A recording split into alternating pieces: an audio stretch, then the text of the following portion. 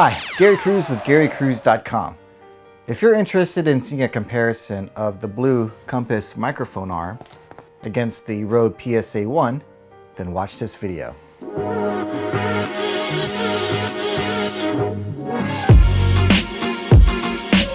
Alright, today I'm going to be unboxing and setting up this Blue Compass microphone arm. It's a premium tube style broadcast boom arm. I have two microphones set up right now. My Shure SM7B. I've been using this microphone arm for at least a couple years now, and quite frankly there's nothing wrong with it. I just like the aesthetics of the Blue Compass compared to this PSA1 scissor type arm. On the Compass website you'll see that you can get rid of the noise of scissor type arms, but if we do a quick comparison here, that's the Velcro. If I move this around, we'll use the audio from this microphone to see if any of the sound transfers from the arm into this microphone here. So as I pivot this, it's pretty silent. So in terms of quality, the PSA1 is pretty good. Let's do a quick test of the desk pounding test. Oh, first let me turn off the low pass filter. Or on the DBX286 high pass. Alright, so I turned it off, and here's what it sounds like if I hit the desk. You know, if you're pretty animated in your podcasts or your video games, you might hit the desk, and this is what it sounds like when sound gets transferred from the microphone. Now let's turn on the high pass filter on the DBX286S, which I highly recommend if you're going to use this microphone, the Shure SM7B, with a nice arm and of course your videos. And here it is with the high pass filter turned on.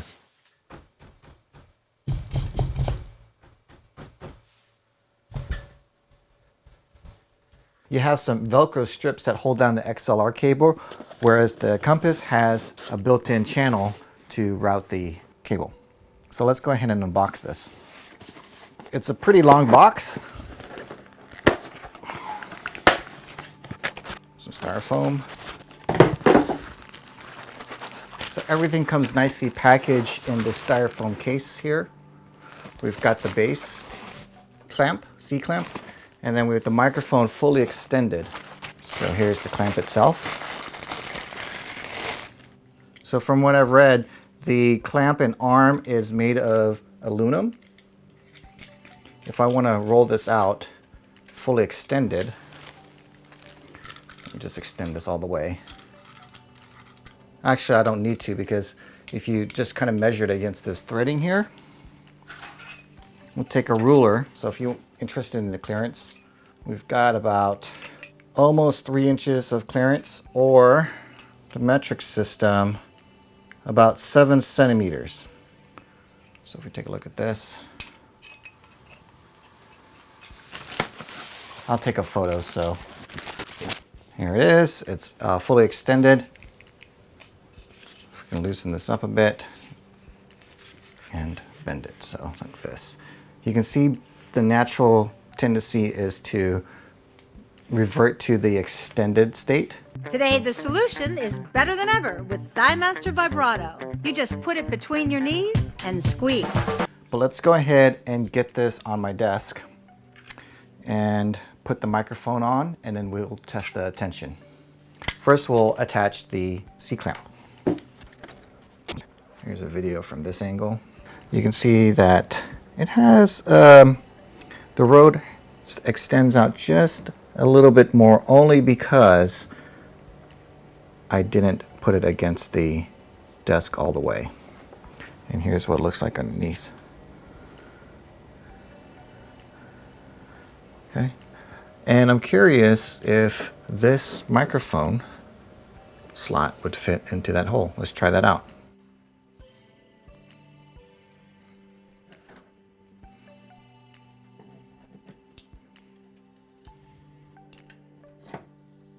Alright, just for kicks, I just put the Rode PSA arm into the C-clamp of the Blue Compass. Let's do the same with the Blue microphone arm.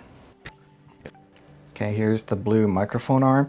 Let's just see, just for kicks, if it fits in the Rode clamp.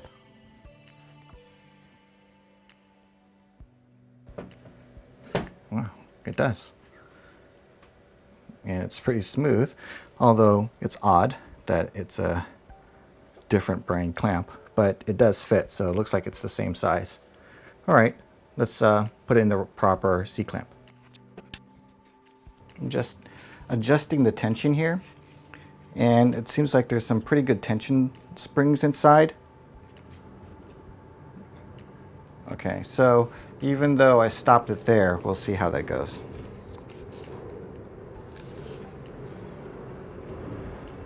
Okay, so by default, it wants to revert to this extended state like this. But let's see what happens if we put a microphone on this. Okay, out of the box, it comes with a 5 1/8 inch thread. There's supposed to be a 3/8 inch thread adapter, but I didn't see it in the box, so it doesn't really matter because it looks like it's 5/8 inch thread on the Shure SM7B as well. Okay, so you can see that as soon as I removed, now there's some squeak to it, it's funny. As soon as I removed the microphone from this arm, it wanted the default to go back up. Just using like this tool to get this off like this. And it's an adapter that was on the PSA1, so now it's off.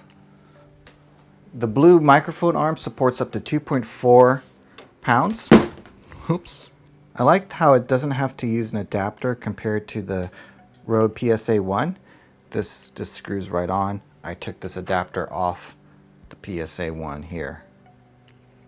I'll just put this back on. Okay.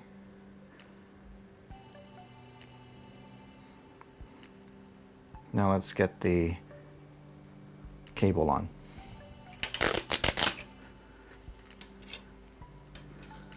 The Rode comes with these small Velcro straps. It came with, I think, 3. So I'm taking 3 of them off right now. And that's the way you can cable manage on this PSA1 microphone arm. And let's get this cable plugged into the Shure SM7B. Nice. So it does have some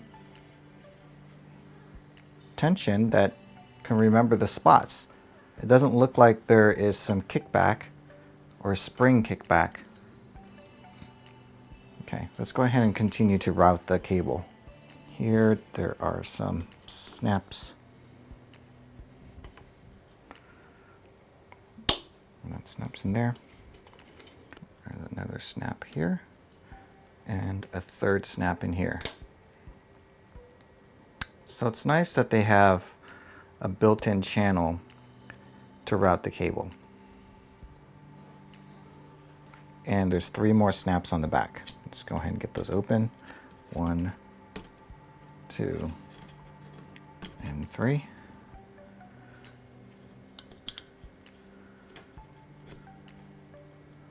One, 2, and 3. Okay. If we look at the comparison of the lengths of the arm from the back, they're very close. I mean, I don't have them right side by side here. The height of the first hinge is taller on the blue because of this, but it's nice and it has a nice clean look to it. Again, I wanted the Mika arm, Yellowtec yellow arm, but that is 3 times the cost. And I've got one, I mean, I'm just going off looks alone. And then in terms of length, this is slightly longer on this part of the arm. Okay, so if we take a look at this way, just to compare.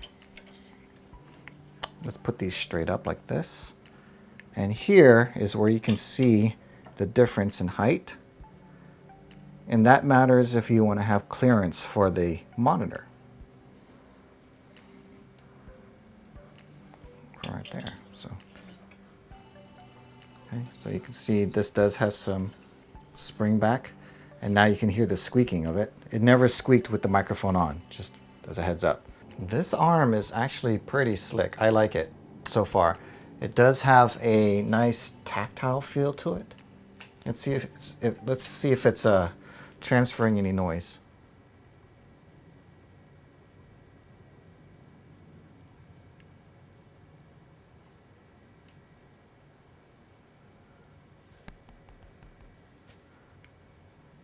Check 1, 2. The microphone's on. Okay. Have it clear my monitor here. Oh, hit my monitor. All right, now let's test against the pounding of the desk here. First thing I'll do is turn off the high pass filter and see how much noise gets transferred from the desk through the arm into the microphone.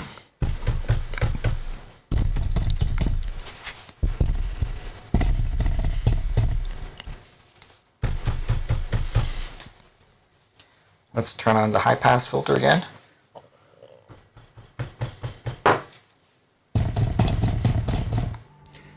Out of the box, I already like the tension. So right now you can see it's fully loose.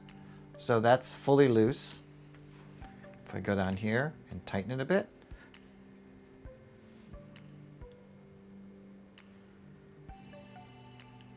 It's creeping very slowly. If I tighten it just a little bit more, it's perfect. And so I can adjust it here. Same with the bottom one. If I fully loosen that, so totally loosen, if I go down, it will creep up just a bit. All it needs is just a little bit of tension and it's set.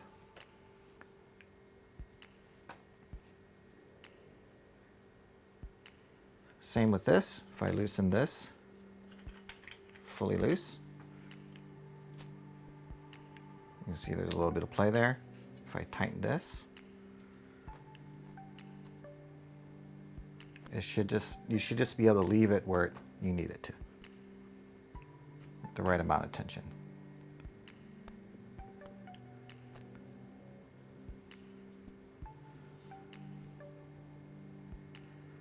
Go here, let go. It can only go so much because there's the cable's pushing that down.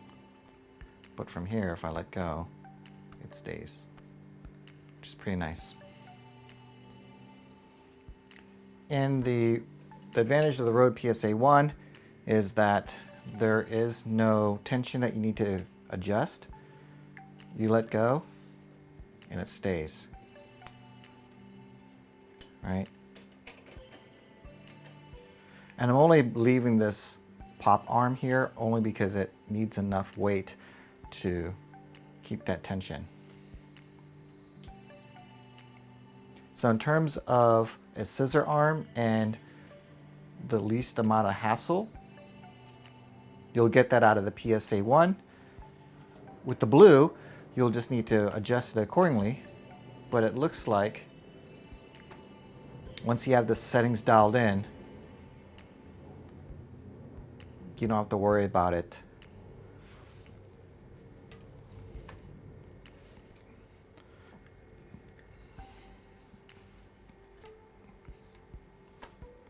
I would never use it at that height, so that doesn't matter to me. So as long as I get it to the appropriate height here.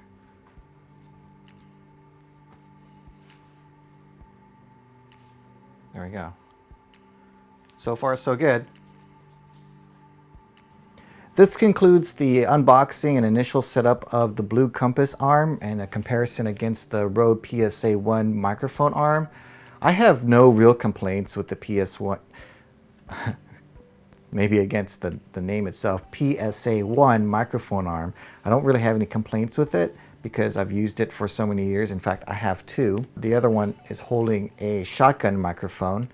And the main thing is really just aesthetics because on my wish list I had the Mika Yellowtec arm, and that was just a little bit out of my price range. The other thing to consider if you're looking at the Yellowtec or the Mika microphone arm, I'll put an overlay, is that the XLR cable, you'll have to splice that yourself according to your length. And at least with this one, I can route this in here. It's not as slick as the Mika, and also it doesn't have the red on-air light, which really doesn't matter because I'm by myself, so I don't need to know if the microphone is on or off. But I get to use my own Mogami cables here that I like really much. So if you like this video, please hit the like button and a thumbs up, and hit the subscribe button on the way out. Thanks for watching.